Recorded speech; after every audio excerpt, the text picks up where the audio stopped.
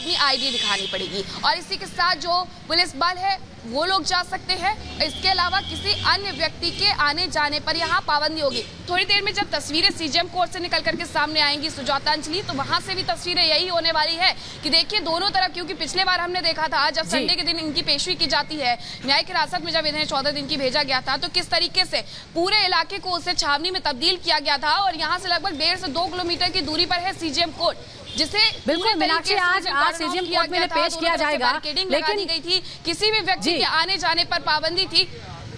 मीनाक्षी, लेकिन बड़ा सवाल ये है कि जब रविवार को इन्हें पेश किया गया था अदालत में, तब रिमांड नहीं मांगी गई। आज बुधवार है, क्या देर क्यों हुई है? क्या कुछ ये स्पष्ट हो पाया है? क्या आयु तय नहीं हुआ था? क्या केस डायरी तैयार नहीं थी कि रिमांड नहीं मांगी गई? चौथा दिन हो चुका है। बिल्कुल बिल्कुल, हम अगर संडे की बात करते हैं कि उस संडे वो दिन होता है जिस दिन रिमांड मजिस्ट्रेट बैठते हैं और ऐसे में जब मजिस्ट्रेट बैठेंगे तब जाकर के जो रिमांड है पुलिस को या फिर एसआईटी को वो मिलेगी। लेकिन हमेशा होता यही है कि संडे को अगर रिमांड मजिस्ट्रेट बैठते हैं तो उसके अगले दिन या उससे 1-2 दिन बाद यहाँ पर रिमांड मांगी जाती है, क्योंकि माहौल कहीं ना कहीं प्रयागराज में शांति तो देखने को मिल रही थी चप्पे चप्पे पर, लेकिन किसी भी तरीके से माहौल खराब ना हो, तनाव की स्थिति ना हो, इसी वजह से यहाँ पर टाइम लिया गया है। आज बुधवार हो गया है, 3 दिन बीत गए हैं। संडे के बाद अगर हम बात करते हैं, इसीलिए ये 3 दिन लगाए गए हैं क्योंकि यहाँ पर एसआईटी हो या पुलिस हो, वो अपनी किसी भी तरीके की, अपनी तरफ से किसी भी तरीके की कोई कमी नहीं रखना चाहती है। वो चाहती है कि यहाँ पर सारी जो चीजें हैं वो सुरक्षा की दृष्टि से, सुरक्षा के पैमाने से खरी साबित हो और उसके बाद वो आगे बढ़े। पहले ये भी जानकारी आ रही थी कि वीडियो कॉन्फ्रेंसिंग के माध्यम से इन तीनों की पेशी कराई जा सकती है, लेकिन फिर उसके बाद क्या चेंजेस हुए हैं कि वीडियो कॉन्फ्रेंसिंग के माध्यम से नहीं पेश किया जाता है बल्कि इन्हें यहाँ पर लेकर के आया जाता है। और यही वक्त है सुजाता अंजलि कि ये वक्त जो है वो सुबह का रखा गया है। सुबह के वक्त एक तो भीड़ कम होती है और साथ ही सड़कों पर आने जाने में भी मुश्किलों का सामना कम करना पड़ता है, क्योंकि प्रतापगढ़ से लेकर के अगर हम प्रयागराज रोड की बात करते हैं तो काफी जो व्यस्ततम इलाका है और इस वजह से पुलिस की गाड़ियां जरूर काफिले में गुजरती है, जल्दबाजी में गुजरती है, तीव्र गति से गुजरती हैं, लेकिन उन्हें भी थोड़ा वक्त लग जाता है। लेकिन सुबह का वक्त एक ऐसा वक्त होता है, इस दौरान आप आसानी से जा सकते हैं, आसानी से प्रयागराज के लिए पहुंच सकते हैं और यही वजह है कि बिल्कुल मीनाक्षी, आप ये तमाम जो तस्वीरें बयां कर रही है, लेकिन एक तरफ मीनाक्षी ये भी देखने वाली बात है कि आज एसआईटी सीन का रिक्रिएशन भी करने वाली है, तो इसके लिए तीनों हत्या आरोपियों को भी क्या साथ ले जाएगी?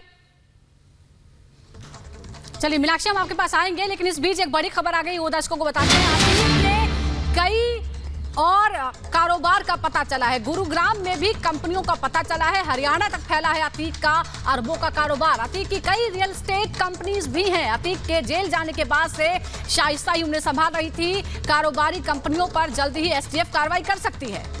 तो लोमस का रुख कर लेते हैं, हमारे सहयोगी लोमस हमारे साथ जुड़े हुए हैं। लोमस, कई पहलू देखे जा रहे इस पूरे मामले में और अब ये निकलकर पहलू सामने आ रहा है कि शाइस्ता कारोबार को पूरी तरीके से संभाल रही थी।